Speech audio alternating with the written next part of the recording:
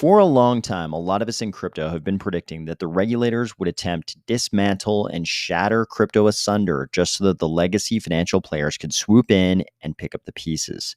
It looks like we're now deep in that cycle. Ready? Let's go.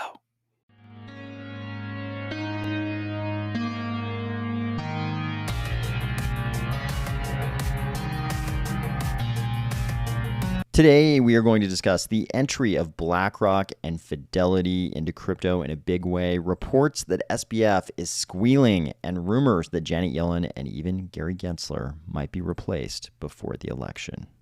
If this guy looks too much like Bill Ackman and not enough like Larry Fink for your taste, or if you're finding value in these videos each weekday, please consider delegating to the Army of Spies stake pool, ticker AOS.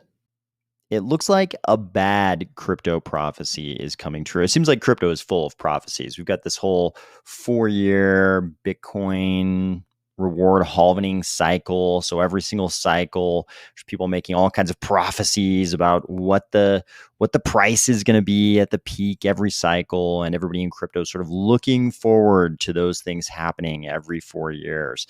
And then we have some other types of prophecies. And one of them that a lot of people in crypto, myself included, have been worried about for quite a while now may be coming true.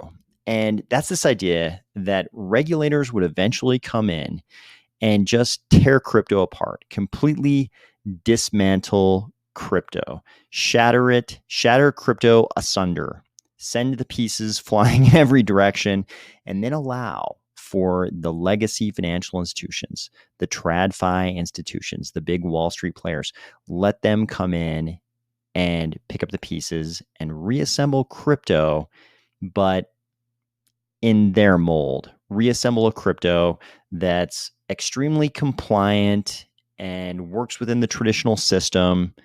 And I'm not implying that this is some cabal of, traditional bankers and other players getting together with Gary Gensler. But let's face it, Gary Gensler is of that system. What is the story? He was the youngest partner ever in the history of Goldman Sachs.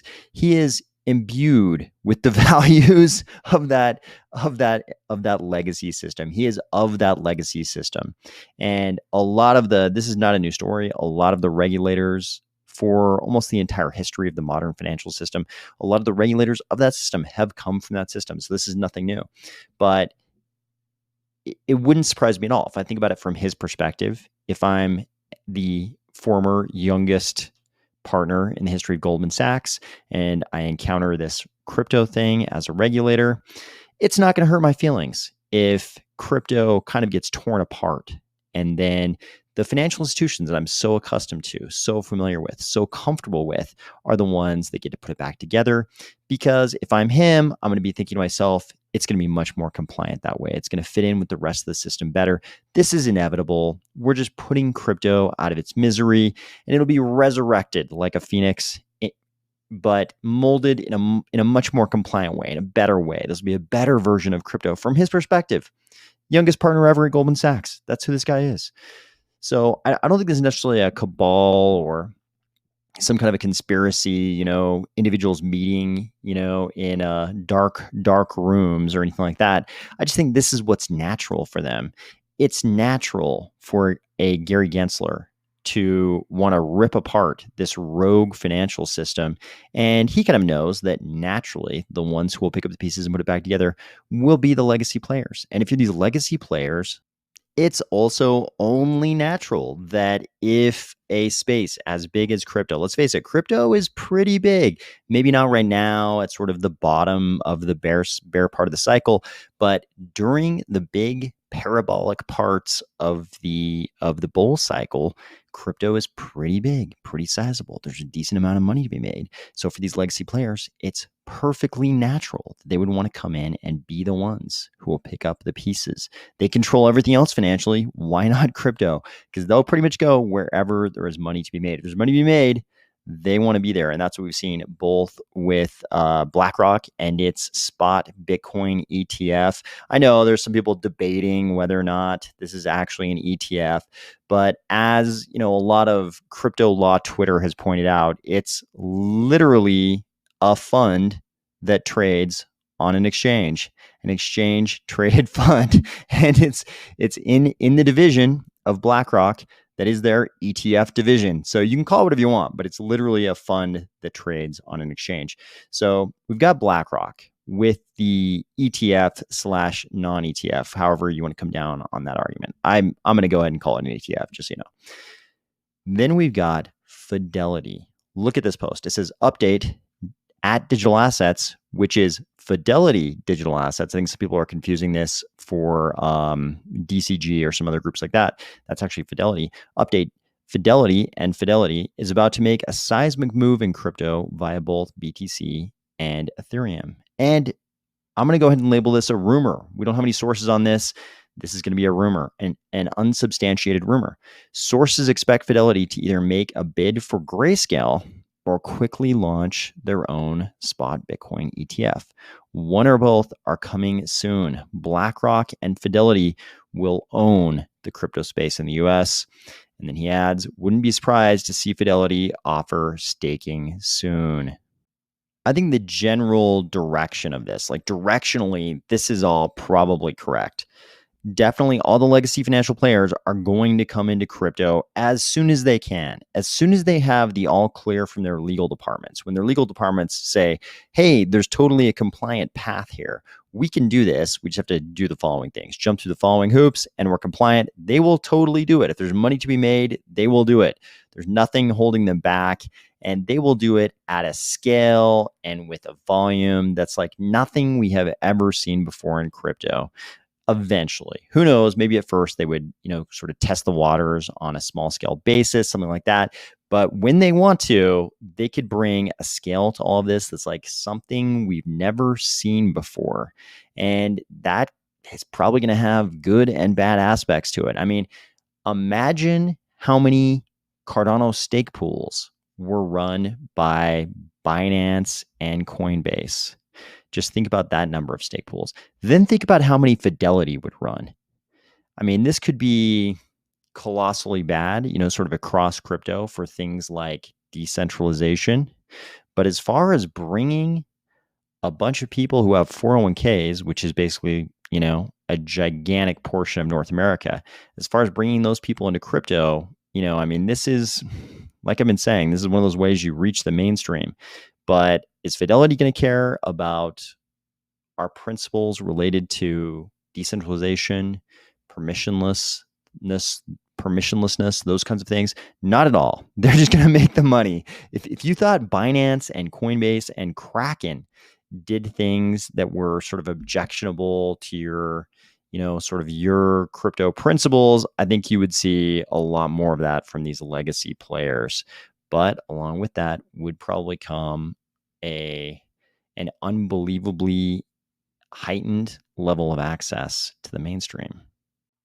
Look at this. Fidelity even has a landing page, not just for jobs, but for crypto jobs. This is trade your job for one in the future of finance at Fidelity.